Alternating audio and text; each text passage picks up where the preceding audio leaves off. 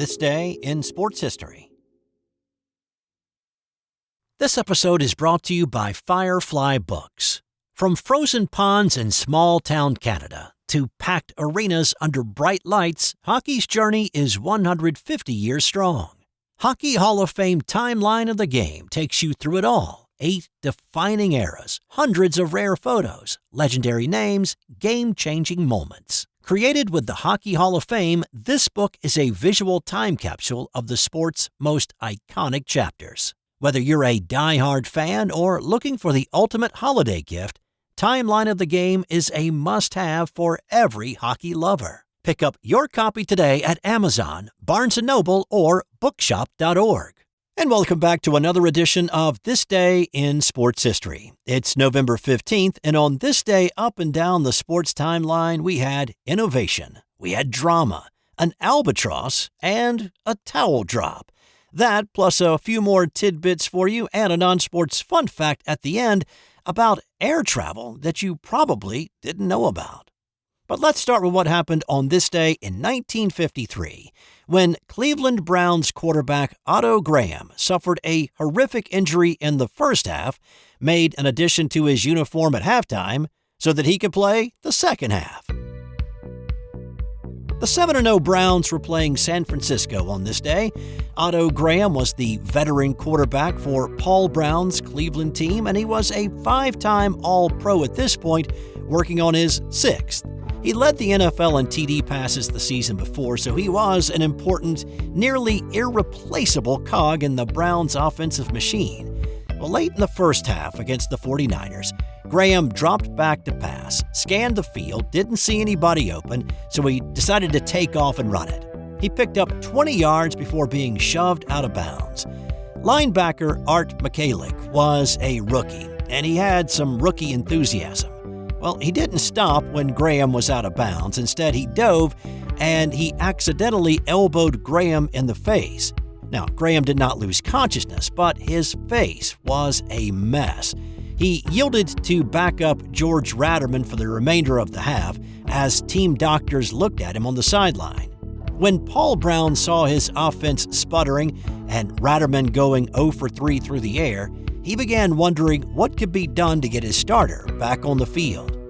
Cleveland took a 10-7 lead into the locker room, and Brown took his idea to Brown's equipment manager, Leo Murphy. So as doctors put 15 stitches in Otto's lacerated jaw, Brown and Murphy scrounged around the locker room to find something that might work. What they found was a piece of curved lucite. Murphy drilled a couple of holes in the lucite and Graham's helmet and attached it so he had a single-bar face mask. After giving him a shot of Novocaine, Graham put on his modified headgear and went out and played the second half.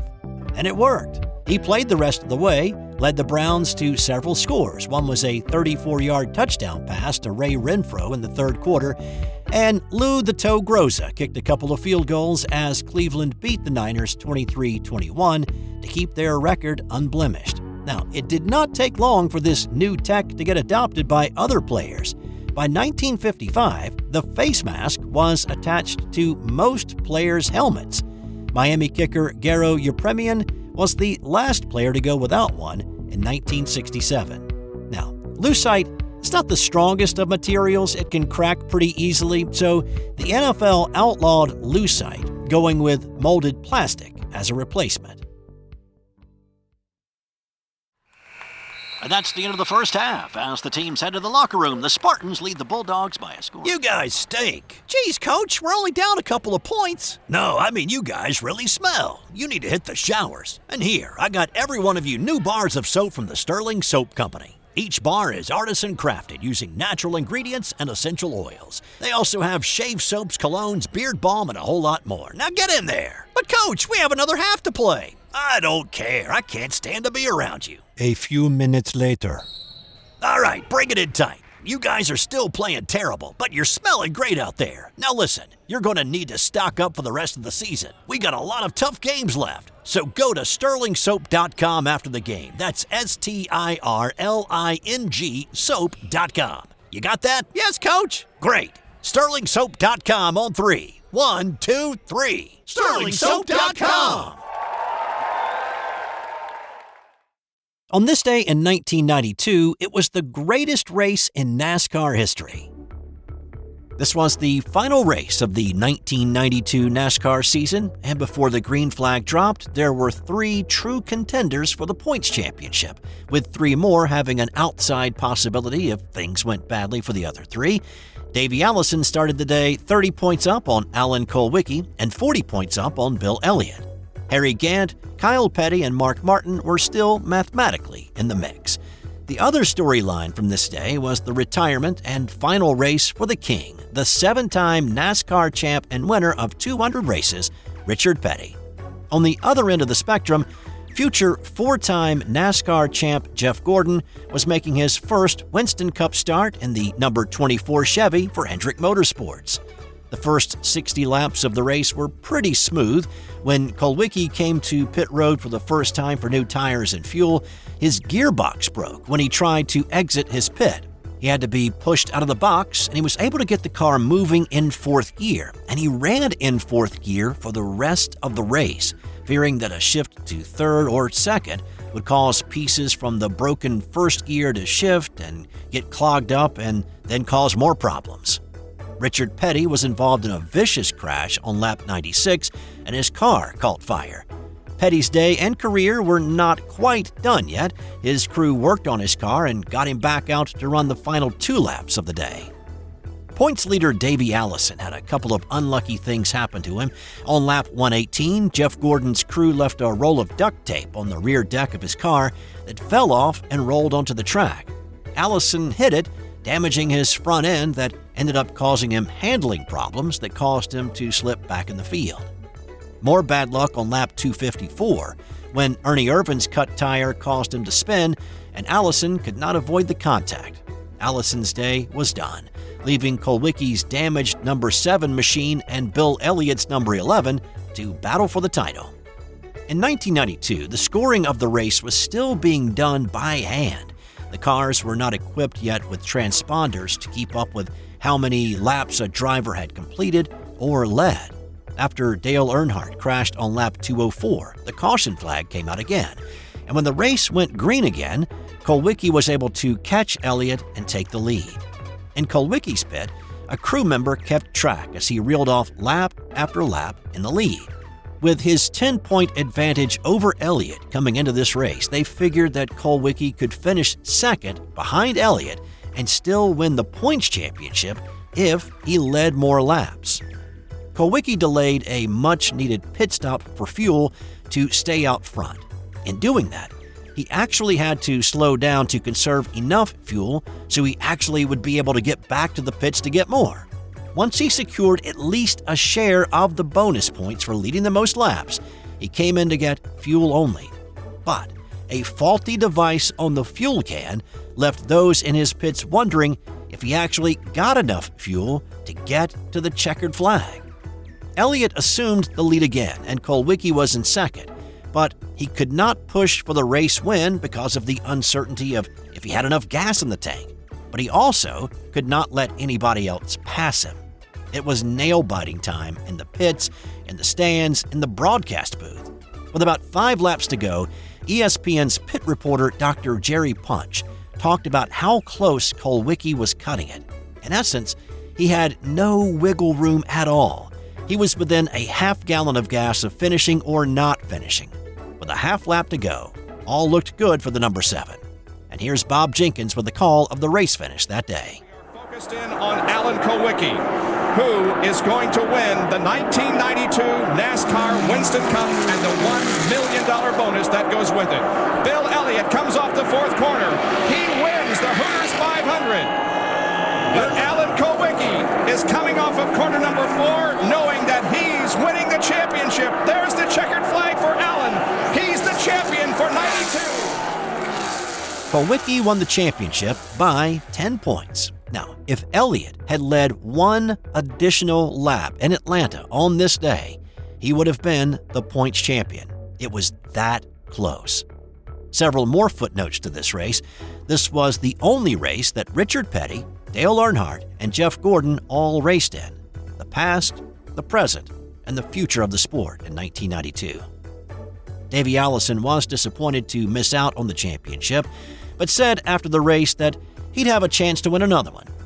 Instead, sadly, he would die in a helicopter crash the following July.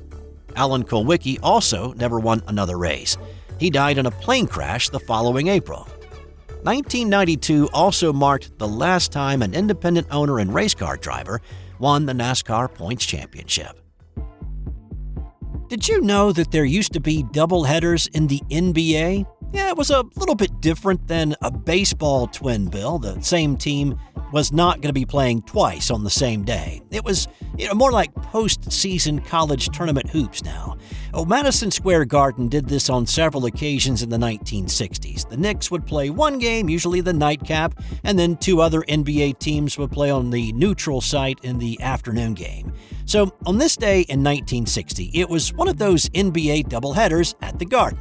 In the first game, the Detroit Pistons beat Boston 115-114, and that was a nice little setup for the 10,000 fans ready to watch their hometown Knicks play the Los Angeles Lakers. This was the first year that the Lakers franchise called the West Coast home instead of Minnesota, the actual land of 1,000 lakes. Elgin Baylor was ready to put on a show in a town known for them. With a large variety of shots, he hit 28 of them from the floor, tossed in 15 free throws to score 71 in a 123-108 win over New York. Baylor's 71 surpassed the NBA record of the time of 64 points that he'd set the previous year. He also grabbed 25 rebounds on the night for a truly spectacular evening. Baylor's 71 points would be the standard bearer for a little bit over a year until Wilt Chamberlain scored 78 in December of 1961. On this day in 1991, Andy Bean found himself in possession of an albatross. Bean was playing in the 1991 Kapalua International.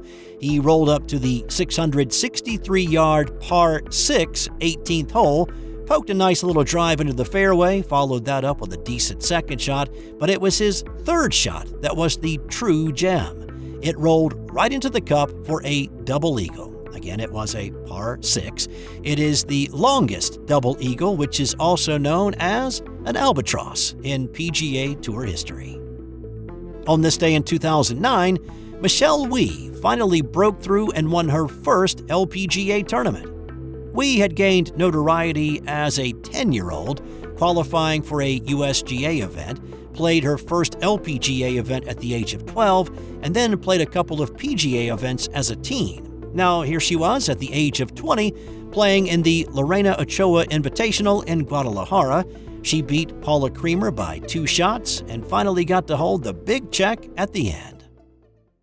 On this night in 2004, Monday Night Football got off to a racy start. Hey. Hey there, Terrell. What are you doing here? Oh, my house burned down, and I needed to take a long, hot shower. That's Philadelphia Eagle Terrell Owens and Desperate Housewives actress Nicole Sheridan in a steamy intro for Monday Night Football. At the time, Desperate Housewives was the highest-rated new program and number 2 among primetime shows. Towards the end of the skit, Sheridan dropped her towel, exposing her bare back to the TV audience, with the implication that she was completely naked. The country lost its collective mind at the towel drop, and the complaints started flooding into ABC affiliates by the thousands. In the days after, Owens and ABC were both forced to offer apologies. Just 9 months removed from Janet Jackson's wardrobe malfunction at the Super Bowl, the FCC was not happy either. Pittsburgh Steelers owner Dan Rooney said, "Here we go before the FCC with the Janet Jackson thing, and something like this occurs? It's inconceivable. The Janet Jackson thing was bad. I'm not lessening that. This was worse." The fine for the Jackson nipple flash cost CBS $550,000. I couldn't find the amount that ABC ended up paying, but it was definitely in the thousands, if not tens of thousands. Oh, hell. Team's gonna have to win this one without me. And time now for today's That's Got Nothing to Do with Sports fun fact. If you happen to be flying cross-country in the next few months, rest assured that even if your pilot gets food poisoning, that the co-pilot will be just fine. Even more unlikely than a water landing, the pilot getting food poisoning in the first place ranks pretty low on the list of concerns for most travelers, but in that unlikely event that it does happen, just know that the co-pilot ate something completely different. Pilots and co-pilots are not allowed to eat the same meal on the same flight to prevent just a scenario. That's all I've got for you today. Thanks for stopping by. Do the whole subscribe, rate, comment thing if you have a moment and you have not done so already. And I will see you back here tomorrow for another This Day in Sports History. This has been an original Thrive Suite production.